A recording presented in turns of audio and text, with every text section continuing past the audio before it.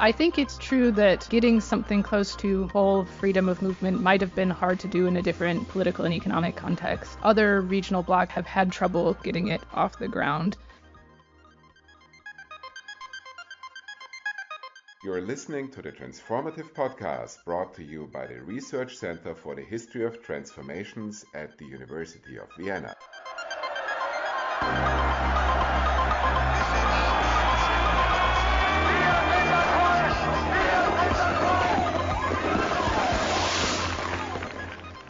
Hello and welcome to today's episode of the Transformative Podcast. I'm Jannis Panagiotidis, Scientific Director of RECET, the Research Center for the History of Transformations.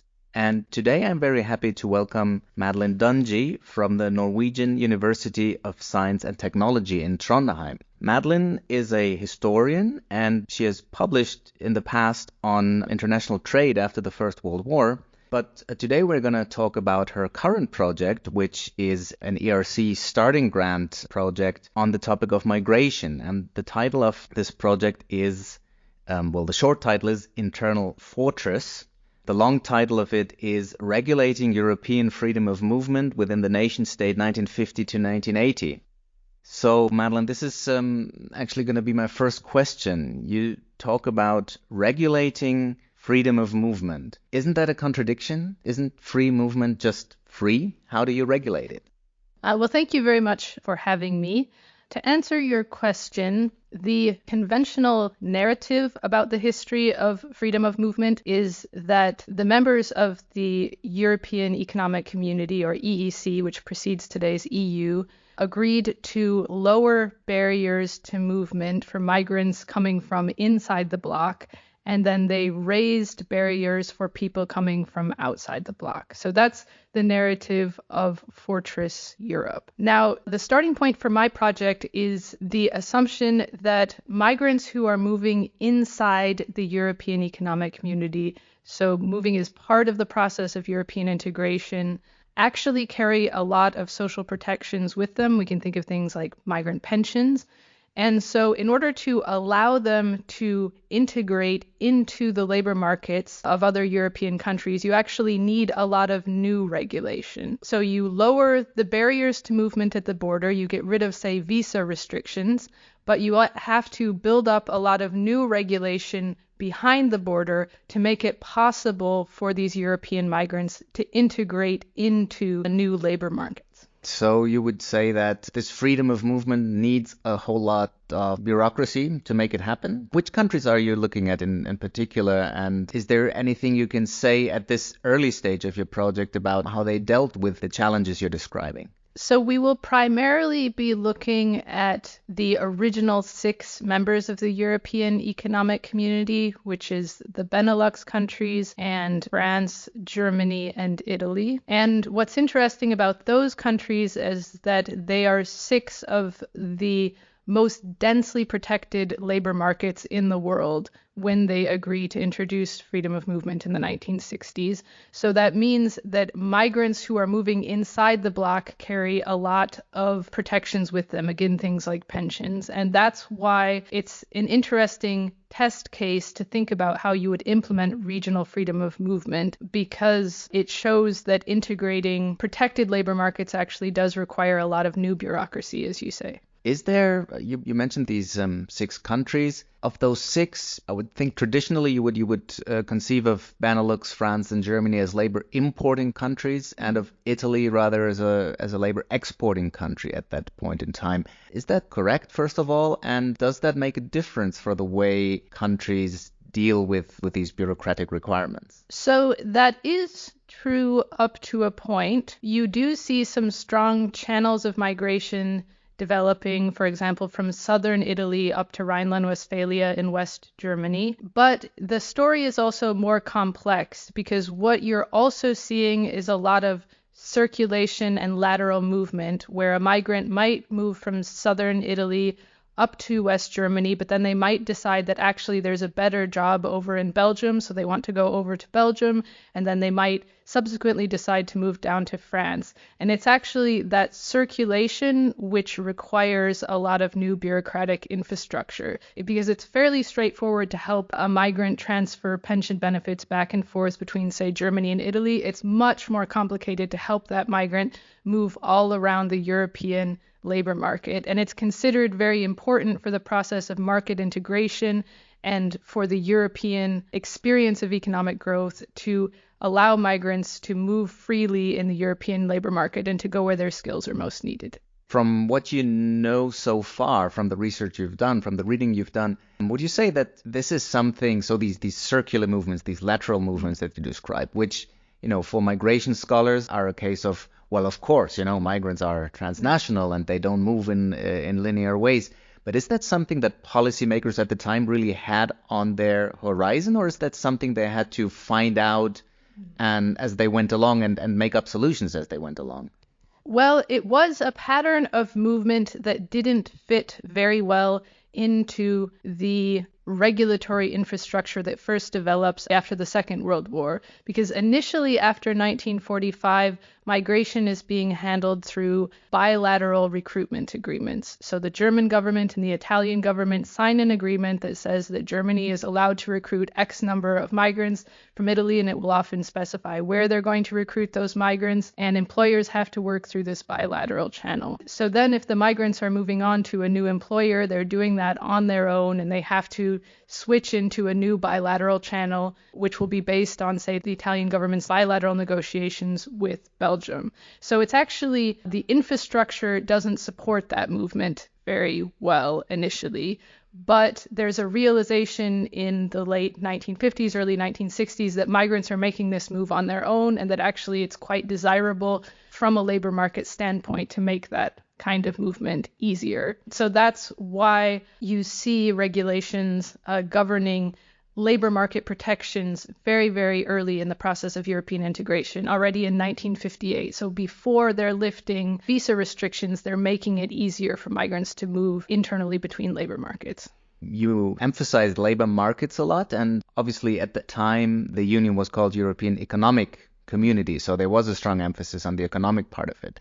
In retrospect, there is this tendency to talk about this European free movement as sort of a building block of European citizenship and of maybe even creating a common European identity. Again, is this something that people had or policymakers had as part of their vision at the time, or was this really more technical about the exchange of labor, the optimal allocation of labor across the different countries? In the policy discourse in Brussels, economic growth was the primary driver for migration policy. So there were concerns about filling labor shortage in some of the key economies in West Germany in particular.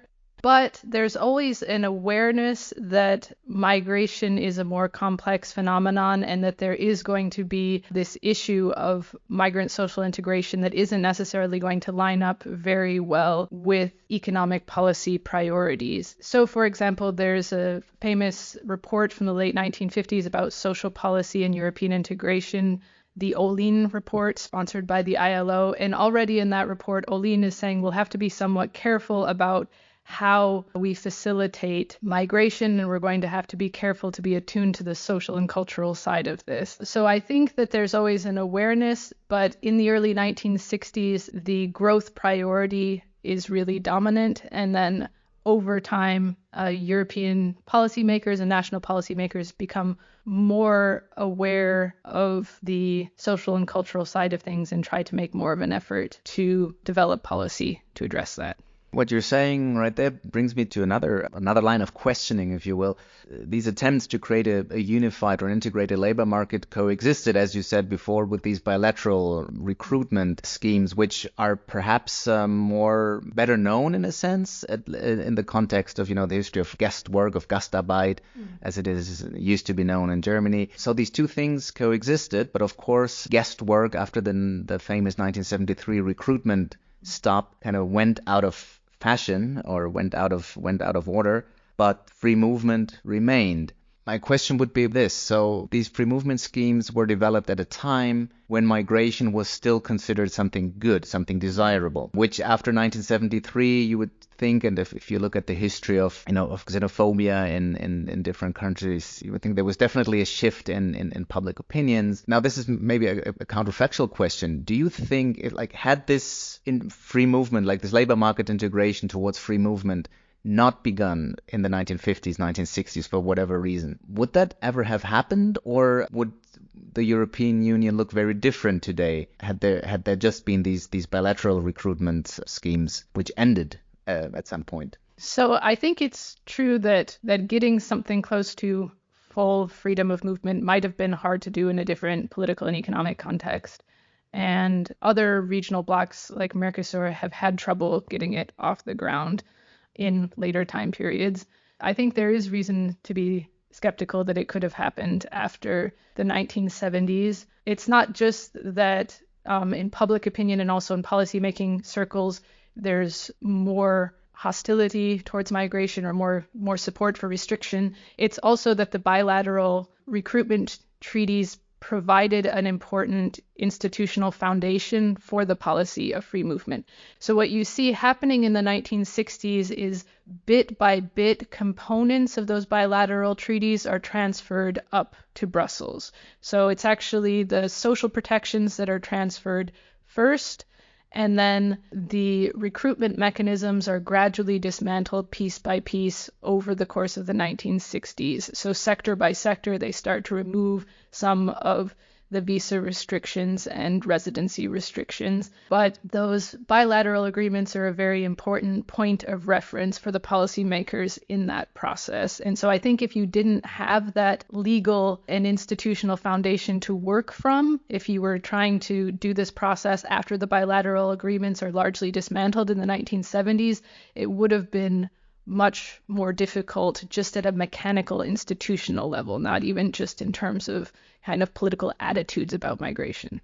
That's a very interesting argument that you're making there, so that there's really sort of there's an institutional interdependence of these two strands of migration management, let's say. And of course, these institutions have certain long-term effects, right? So from the integrated labor market of the European economic community, then at some point evolves, certainly not in a straight line, but it evolves into the free movement area that we have nowadays, also with the Schengen Agreement, which kind of came from a different track, but became part of that bigger integrated Europe that we're talking about nowadays. But of course, we also know that free movement has been a contentious issue in later decades, sort of beyond the scope of your project. So especially in the context of the 2004 Eastern enlargement, where it was highly contested. And my question would be, is there something to be learned from the period of time you're looking at for the way we can manage free movement in an integrated Europe nowadays? Because obviously not all questions have been resolved, and the question of welfare entitlement, for instance, is still a huge issue, especially as you have more and more countries joining which are economically weaker than the core. So is there something to be learned from that historical experience? I don't think I have specific pieces of advice for policymakers today, and I'm not sure that the project will deliver concrete policy prescriptions.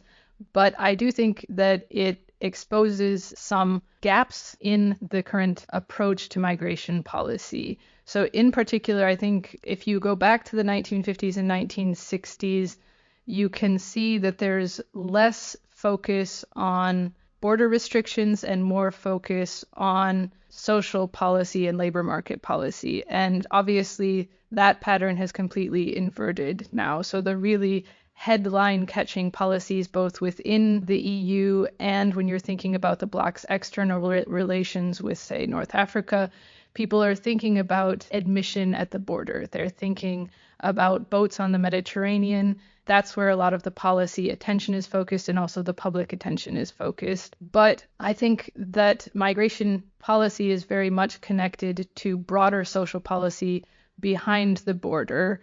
That's if you have deficient social policy behind the border, if you have cuts in social policy behind the border, it does become very easy for a politician like, say, Nigel Farage to draw a connection between migration policy and feelings about social isolation.